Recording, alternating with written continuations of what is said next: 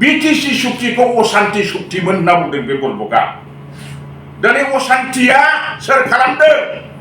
फुख्रिजों एकबारे गोदनाखौ थबस्र' दानस'थारदों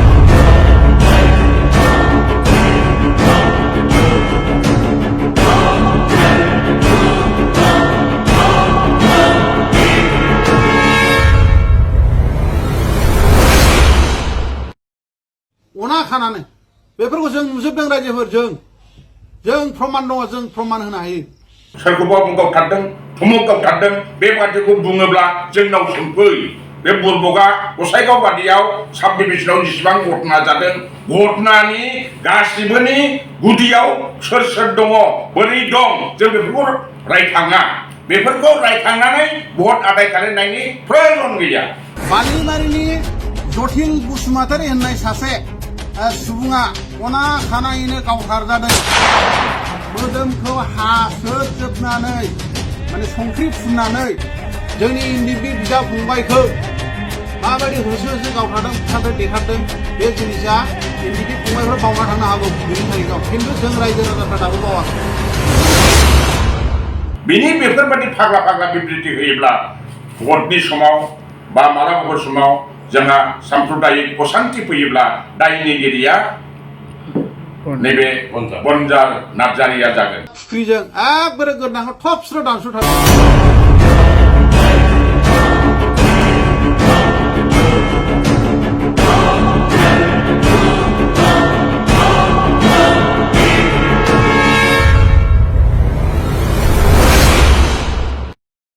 अना खानानै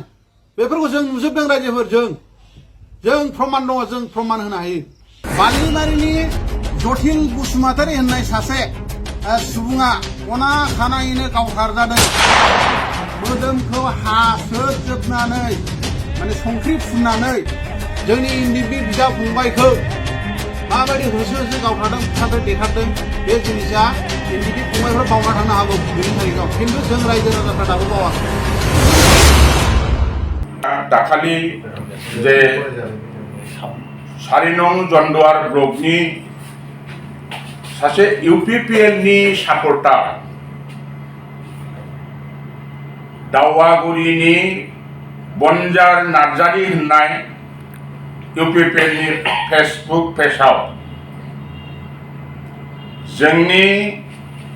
बिपिएफनि आफादगिरि हाग्रामा महिलारि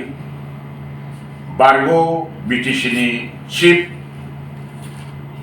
बारग' बिटिसिनि सुक्ति सागरखारि आरो गोबां माखासे बिपिएफनि इयुथ आफादनि दैदेनगिरिफोरनि बिरुद्धियै माखासे गाज्रि फेसबुक पेजाव भाइराल खालामदों बनजार नार्जारि होननाय सासे इउटिउबारा बे बनजार नार्जारिखौ दिनै नोंथांमोननि गेजेरजों गसाइगाव जिल्ला बिपिएफनि जानानै गोख्रोङै जोङो बिथांखौ सोंख्रि हरनाय जायो जाहाथे बिथाङा जेनाखि प्रेस बिबृति होदों फेसबुकआव हाग्रामा महिलारि बिपिएफ दला मानसि बुथारग्रा दल बिपिएफआ उमुकनि फिसाज्ला उमुक गामिनि थुमुक गामिनि मानसिखौ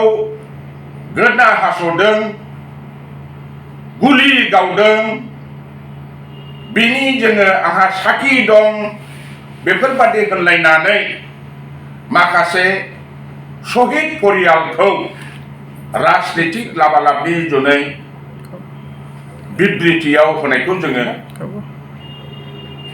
बिपिएफनि जानानै सोंख्रियो बिथाङा गावसिनि इउपिपिएलनि भटनि थाखाय जाहाथे खुनु बर'नि आन्दलन जाजेननायनिफ्राय दासिम जेनाखि शहीद जालांदों बेफोरनि न'खरखौ इउपिपिएलआवनो जा बिपिएफआनो जा खुनु बे न'खराव राजनितिक लाबालाबनि थाखाय आबेगिक जाहोनो जुनै आरो बे बिबृतियाव बोजबनो जुनै प्रयोजन गैया बिथाङा बर' आन्दलननि बर'नि जारिमिनखौ बुजिया जानो हागौ बे समाव बियो बिमानो हाबा जादोंना जायाखै बिमानि उदैयावनो दंना गैयामोन घटनाफ्रा बोरै जालांदों बोरै जालाङा दिनै बे प्रमद बर'निखौ इउपिपिएलखौ देरहाथारनो जुनै जानला मोनला बर' जारिमिनखौ मिन्थिया गारा आन्दलना बोरै जालांदों बोरै मा जालांदों सोरनिबा न'खर थैलायनायखौ मिन्थिया गारा गाज्रि रोखोमै माबा होनायखौ जोङो सोंखोयो आरो इउपिपिएल गसाइगाव जिल्ला कमिटि इउपिपिएल जन्दुवार ब्लक कमिटिखौ बिथांनि सायाव एक्सन लानो थाखाय जोङो गसाइगाव जिल्ला बिपिएफनि जानानै जोङो अनुरद खालामो बेबादि मानसि थायोब्ला नोंथांमोनहा भटआव लाखनिफ्राय लसआ बांसिन जागोन जारनि फले जेराव बड'लेण्ड टाइगार होननाय सासे दंमोन बिथाङा स्रि थानांबाय बिराद गाज्रि गाज्रि बिबृति होग्रा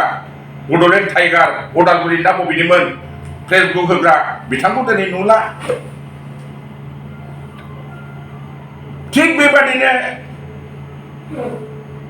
प्रकाश नार्जारिमोन बादि इउपिपिएलनि जानाय जायै बिबृति होनानै इउपिपिएलखौ दोबैलांहोनायनि थाखाय इउपिपिएलनिफ्राय दिनै बिथांमोना नुला महरखौबो नुला बायराबो जाला रंगुलमोन बादि बिबृति होग्रा दिनै ओंखारला आरो दिनै बे बड'लेण्ड टाइगार बादि दिनै जोंनि गसाइगाव महकुमायावनो सासे जाम्बा जाम्बा बेसेबां गोरों इउपिपिएलआ सरकार दाखिनाब्ला गावनि आखाइखौ दानस'ना लागोन होनना बुंलायनाय जों नेगासिनो दङ 2 मासल'सै 2 मासनि उनावनो बिनि आखाइया गाव दानस'ना लानांसिगोन बेखौ जों आसा खालामो साख्रिनि खोथायाव बुंदों बियो प्रमद बर'आ साख्रि होजोब्बाय थाखा फैसा गरसेबो लाजासिनो बे परम्परागत साख्रिया ब्रिनिया मोनदों हाग्रामा महिलारिनि टाइमाव बेबादि अभाबखौ खालामबोआखैमोन दा दिनै कय बोसोर मास्टार गैयालाबानो Khasiabari school Basugaon school Mathambil school Gossaigaon साब डिभिजनाव जेसेबां स्कुल दं बे खबर लाथों बर' मिडियामानो हक एसामिस मिडियाम मास्टार गैयालाबानो कय बोसोर फरिखा होनांगौ दिनै बेखौ बर' फरायसा आफाद बर' थुनलाइ आफाद बिपिएफनि काउन्सिलनि दैदेनगिरि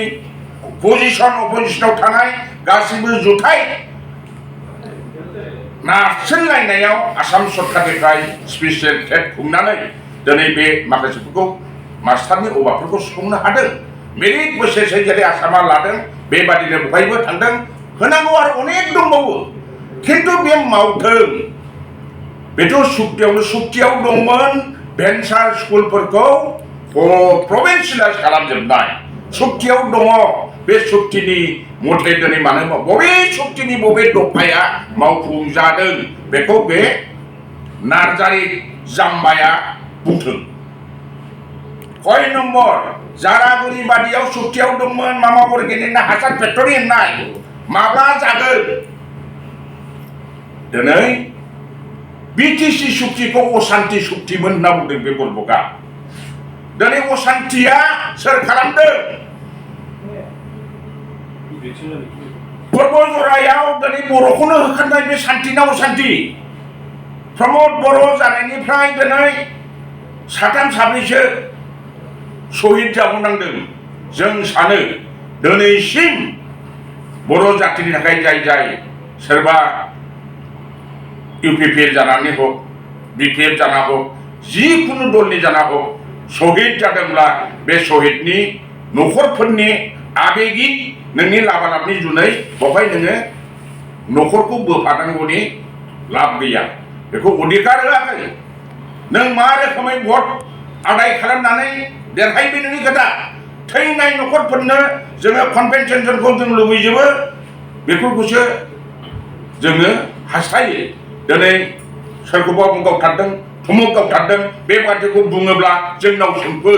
बे बुरबका गसाइगाव बादियाव साब डिभिजनाव जेसेबां घटना जादों घटनानि गासिबोनि गुदियाव सोर सोर दङ बोरै दं जों बेफोरखौ रायखाङा बेफोरखौ रायखांनानै भट आदाय खालामनायनि प्रयोजन गैया दा दिनै ओंखायनो इउपिपिएलआ बेबादि मानसिखौ दलनिफ्राय होख्लायनानै दलखौ साबोलोम्बि खालाम नङाब्ला नोंथांमोना बेबादि बुंनानै जे जोंहा भट मोनगोन मोजां मोनगोन बे नङा बे नार्जारिनि बिबुंथिजों दिनैहाय जोंनि साब डिभिजनाव भबिसराव साम्प्रदायिकबो जानो हागौ गावजों गाव मुगैलायनाय गिलायनाय बे मोनसे फैनो हागौ बिनि बेफोरबादि फाग्ला फाग्ला बिबुंथि होयोब्ला भटनि समाव बा मालाबाफोर समाव जोंहा साम्प्रदायिक असान्ति फैयोब्ला दायनिगिरिया नैबे बनजार नार्जारिया जागोन दा बिनि जुनैनो जोङो बिपिएफ जिल्ला कमिटिया गाज्रि गाज्रि बिबुंथि होनाय जानायनि थाखाय जोङो बनजार दैमारिनि एगेन्सै बिनि माखासे गाज्रि गाज्रि बनजार नार्जारिनि एगेन्सै बिनि जे गाज्रि गाज्रि माखासे जेनाखि साम्प्रदायिक जाहां माखासे माबाफोरखौ सय परियालखौ जोङो थानायाव जोङो एफआइआर होनाय जाबाय आरो एफआइआर होनाय बायदि जोङो प्रसासनखौ बुंदों बेफोरबादि मानसिनिफ्राय जोङो साबधान जानांगौ आरो बेखौ शान्ति सम्प्रिति दलियबाबो जेबो जाहाथे शान्ति सम्प्रिति गावबागाव आवलायनो हायो रायजोफ्राबो बयबो जालायनो हायो खुनु जाहाथे बेवहाय बुथारलायनाय सेथारलायनाय गावलायनाय दानलायनायनि बाथ्राफ्रा फैया बेफोरखौ नोजोर होनानै प्रसासना पुलिस प्रसासना बिथांखौ एरेस्ट खालामनांगौ आरो बिथांनि जे बिबृति होनाय बिनि सायाव इमिडियेट एक्सन लानांगौ होननानै जोङो दिनै बिथांखौ केस होनाय जाबाय